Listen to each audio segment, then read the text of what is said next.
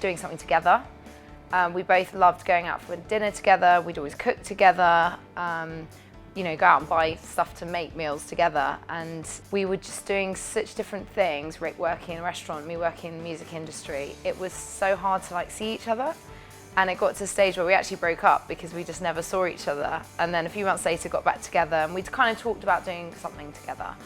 And that's kind of how Prawn was born, really. The dream, or the idea of what we wanted to do, which was fishmongers where you could come in and eat the things like crab, lobster, some oysters, and have a glass of fizz whilst you were buying your fish. So it was a small team of 2 of us, with Katie helping out when she finished work. And quickly, we thought the prime kind of side of the business would be the fishmongers, but actually people just started coming in for the food.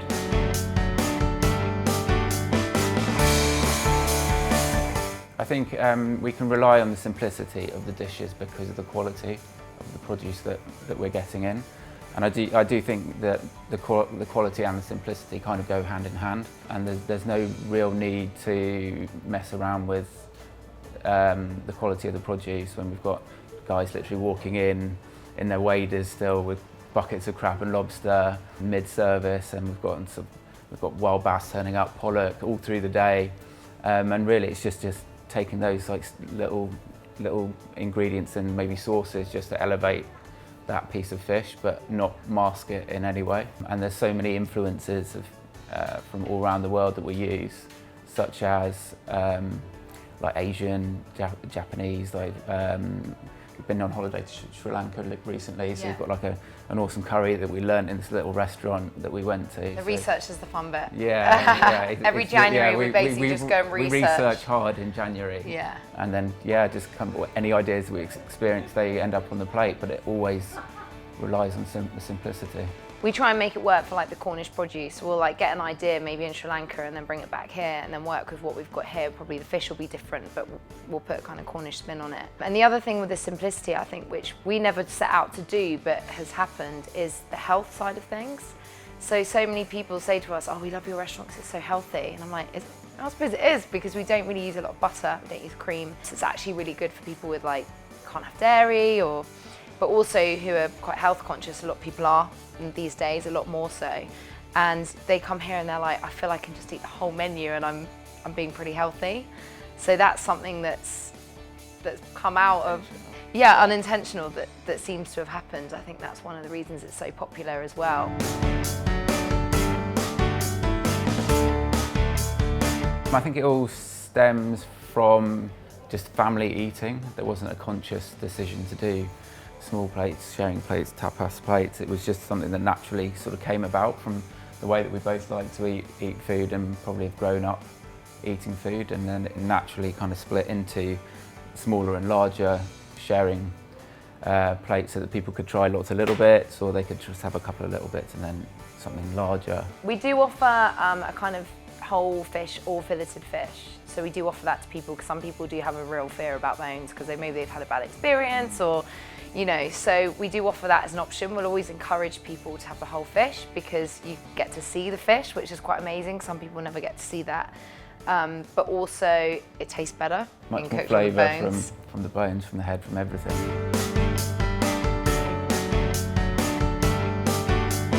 To begin with, it was me 24/7 from morning till we closed, and it was literally every single thought through my head was going down on the plate.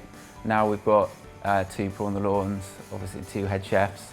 There's another sort of set of ideas that are sort of come into the mix. So I suppose it's more an executive chef kind of role, but dipping in and out of all the restaurants. But it's great to have 2 people like Patricia from our London restaurant and Eddie down here in Prawn the Lawn in Padstow, that I can bounce ideas off, and also they'll have ideas and we can come in, test them, have a chat about them, what works, what doesn't.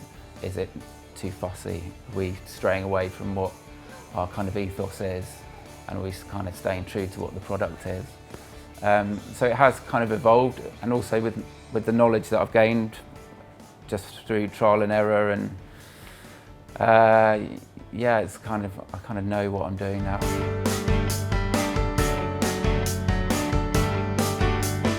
So as soon as I got into restaurants, and particularly fish, that was always my thing.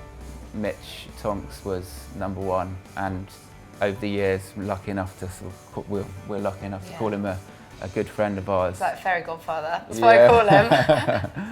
He's like less than a fairy, but just been an amazing mentor and someone that we really look up to. We went and cooked a night at the Seahorse 2 months ago, maybe. That was huge. That was a really big moment for both of us, really. Yeah. But yeah, just he's someone that you can pick up the phone to when you're having those moments of kind of self-doubt, and he'll kind of steer you back in line to the way it should be, of just staying true to what you believe in, and you don't need to make things too fussy on the plate. Yeah, and also Josh Nyland as well. Like, Rick's been obsessed with him forever about, you know, using every part of the fish. And we've had a few dishes on here where we've used like hake throats, and then we've used different parts of fish that people wouldn't, you know, monkfish livers, things that people wouldn't try before. And I think he's obviously, people know him more. He's not just in Australia, he's just done a big thing in the UK. And it's great because it's only good for the sustainability side of our business, how we can help. And now that's a little bit more mainstream, we can encourage more people to choose those slightly more unusual bits of the fish.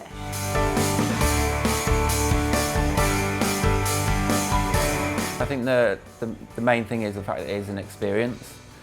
It's not your usual dining experience because you're effectively eating inside a fishmonger's, where every single day the menu will be completely different. If you come at lunchtime, it will change at least 5 or 6 dishes by the evening, because everything that we put on the menu is based on what we've bought for the fish counter. So it's constantly evolving. We get people that come for lunch and for dinner. We've had that in one day, and they've had completely different meals in that one day. And I suppose there's not many restaurants you could do that, maybe. And there's also not many restaurants where you'd be eating here and in through the door comes like a fisherman all skinned up, buckets of crabs and lobsters, and then we've got Ross who grows our veg up the road. He's walking in with like the courgette flowers that he's just grown, muddy boots straight through to the kitchen. It's really, I think it's more of a European kind of feeling. There's just a buzz in here which you can't really explain unless you're in here, that there's just so much going on.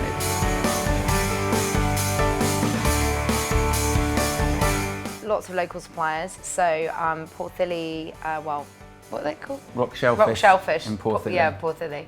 You do our oysters, oysters, mussels, clams, cockles, and sometimes if we've run out, we'll just call them and they'll just put some on the ferry and deliver them over from Rock, which is really handy. Those guys we work with a lot, don't we? Yeah. Another guy called George Cleve. He works out of Port Isaac. Well, he's based in Port Isaac, but buys from the day boats in Newland for us. We also work with another collective of day boat fishermen down in St Ives called Wild Harbour. Johnny and Mert, who we were talking about, who does crab, lobster, bit of mackerel, and his brother as well. They're both 5th generation fishermen from Padstow. So we work with a guy called Tim from Sommelier's Choice, and he's really, he really promotes the kind of smaller family-run vineyards, rather than the big, you know, producers. So we've got some wines that, and he doesn't supply to lots of people, so we've got some more unusual wines.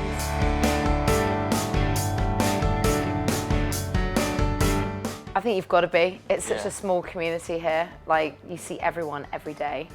And I think people come here for maybe a week and they'll eat at Paul Ainsworth, Rick Stein, Nathan Outlaw, us, you know, the basement, we're part of the mix, and I think we all contribute to making Padstow what it is. We all complement each other because we're all very different experiences.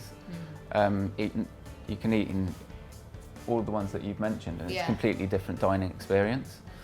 And I think that was why we weren't so worried about moving down here, because we didn't feel like we were stepping on anyone's toes. We were just offering something completely different.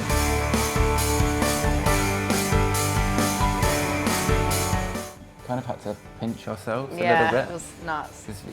If you told us sort of 6.5 years ago when we first started that we'd not only have like 1 restaurant but 2, and then to be up for this award, I would never have believed you in a million years. It's been such a fast kind of progression to where we are now. That it means a lot to us. And to the whole team, they're all just so you know, we're really proud of them, but they are so proud to work here and be part of that. And, you know, it's, you know, whatever happens in the outcome, to be the top 5 is amazing.